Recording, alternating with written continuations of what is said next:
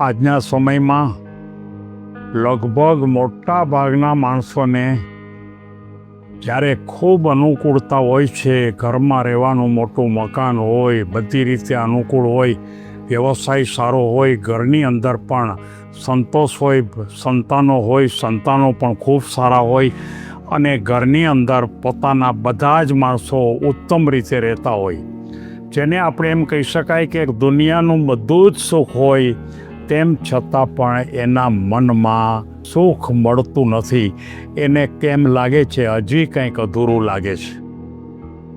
આવી વ્યક્તિઓને માટે મારે આજે વાર્તા કરવી છે.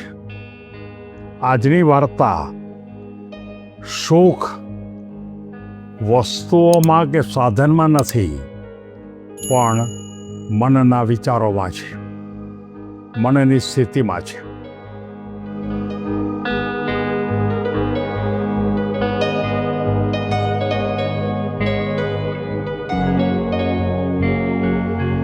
મનોજ નામનો એક યુવાન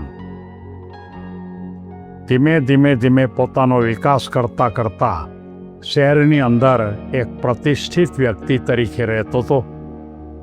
ઘર મોટું હતું, સમાજમાં પણ એની બહુ સારી કિંમત હતી.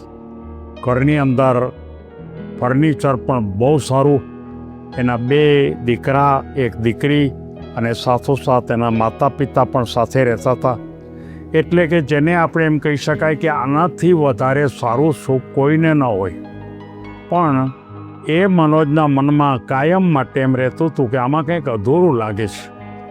ખબર નથી પડતી કે શું અધૂરું હશે, પણ કાંઈક એને મનમાં દુઃખ જ લાગે અને મનમાં એવું લાગ્યા કરે કે કંઈક અધૂરું લાગે છે, અધૂરું લાગે છે. એક વખત ડૉક્ટર પાસે જાય છે. ડૉક્ટરને એમ કહે છે કે મારી પાસે બધું છે, ખરેખર મારે જે જોઈએ છે એના કરતાં પણ વધારે છે, તેમ છતાં પણ મને ક્યાંય આનંદ નથી, જીવનમાં મજા નથી, ક્યાંય ગમતું નથી.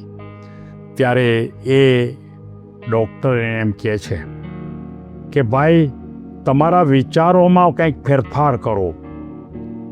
કોઈ પણ માણસ છે એને પોતાને ગમતું અથવા ન ગમતું, આનંદ અથવા મજા અથવા દુઃખ એ માત્ર પોતાના વિચાર ઉપર આધાર રાખે છે. પણ પોતે ગમે તેટલો પ્રયત્ન કરે તો પણ એના મનમાં પોતાને સંતોષ દેખાય નહીં. એક વખત એના એક મિત્ર સાથે એક ગામડામાં જાય છે અને ગામડામાં એક ગરીબ ખેડૂત એક નાના એવા ઘરમાં રહેતો હતો. એક ઘરની અંદર 3-4 એના સંતાનો, માતા પિતા અને એના ઘરમાં કોઈ પણ જાતનું ફર્નિચર પણ નહોતું અને કોઈ પણ જાતની એવી સગવડતા પણ નહોતી. જમવાનું પણ એ માંડ પૂરું કરતા હતા અને એ ખૂબ જ આનંદથી રહેતા હતા. ત્યારે આ મનોજના મનમાં પ્રશ્ન થયો કે આની પાસે કાંઈ નથી, તો પણ એ આનંદમાં રહે છે. ત્યારે એને પૂછે છે, ભાઈ, તમારી પાસે કંઈ નથી તો પણ તમે આનંદમાં કેવી રીતે રહી શકો છો? ત્યારે એણે જે એક વાત કીધી કે કુદરતે મને જે આપ્યું છે એમાં મને સંતોષ છે અને હજી મારે જે કંઈ મેળવવાની ઈચ્છા છે એને માટે હું રાત ને દિવસ મહેનત કરું છું. મળે તો પણ વાંધો નથી, ન મળે તોય વાંધો નથી, મહેનત તો કરવાની જ હોય. ત્યારે આ મનોજના મનમાં પ્રશ્ન થયો કે મને જે કુદરતે આપ્યું છે એમાં મારે સંતોષ માનવો જોઈએ. હજી મારે વધારે, શું વધારે તમારે જોઈએ છે? તમારી પાસે જે છે તો કદાચ કોઈની પાસે નથી. અને એના મનમાં થયું કે વાત તો સાચી છે અને ત્યારથી એણે નક્કી કર્યું કે મારે જે કાંઈ મારા મનમાં પ્રાપ્ત કરવાની ઈચ્છા છે કે હું કદાચ આ આખા એરિયાનો વધારેમાં વધારે ધનપતિ ગણાવ તો એને માટે મહેનત કરવી જોઈએ. મહેનત કરો અને કદાચ સફળ થાવ તો વાંધો નથી, અને ન સફળ થાવ તો જે મળ્યું છે એમાં સંતોષ માનો. અને ત્યારથી મનોજે એ વૃત્તિ વિકસાવી. ધીમે સંતોષ, વિચારોમાં ફેરફાર, જે પરિસ્થિતિ આવે એમાં સંતોષ, આનંદ, મજા જ કરે.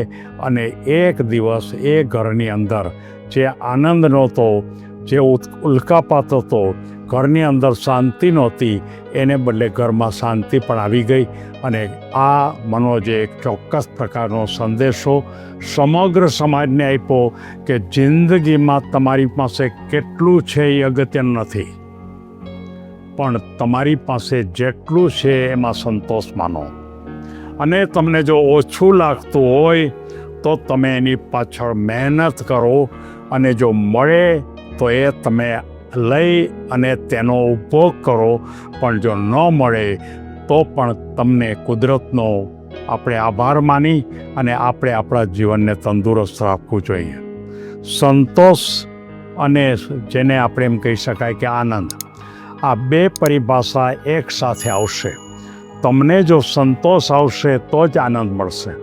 તમને જો અસંતોષ રહેશે તો તમને આનંદ રહેશે નહીં. અને આ વાત મારે બધા જ એક માણસોને સમાજના મારે બતાવવું છે કે તમારા જીવનમાં, તમારા ઘરમાં, તમારા સગા સંબંધીથી તમને સંતોષ છે, તમારા સંતાનોથી તમે સંતોષ છે, જે છે એમાં સંતોષ માનો. સુખ વસ્તુઓમાં નથી પણ મનની સ્થિતિમાં છે. તુલના કે ઈર્ષા આ ક્યારેય ન કરવી, કારણ કે તુલના અને ઈર્ષા આપણને દુઃખ આપે છે. સંતોષ છે ને એ સુખનો સૌથી મોટો ઉપાયો છે. અને હંમેશા યાદ રાખો કે બધી અનુકૂળતા હોવા છતાં જો મન અસંતોષી હશે તો દુનિયાની કોઈ તાકાત તમને આનંદ નહીં આપી શકશે, અને તમારે સતત દુઃખી જિંદગી જીવવી પડશે. સુખ માટે દ્રષ્ટિકોણ જ બદલો, એક જ રસ્તો જ, જે છે તે સ્વીકારો અને એનો આનંદ માણો. સાચું સુખ અંદરથી આવે છે. બહારની વસ્તુ તમારી પાસે ગમે તેટલી હશે તો પણ નહીં આવે. અંદરનો આનંદ તમે મેળવો અને જીવનમાં ખૂબ ખૂબ આગળ વધો, એવી શુભેચ્છા સાથે સૌને ધન્યવાદ.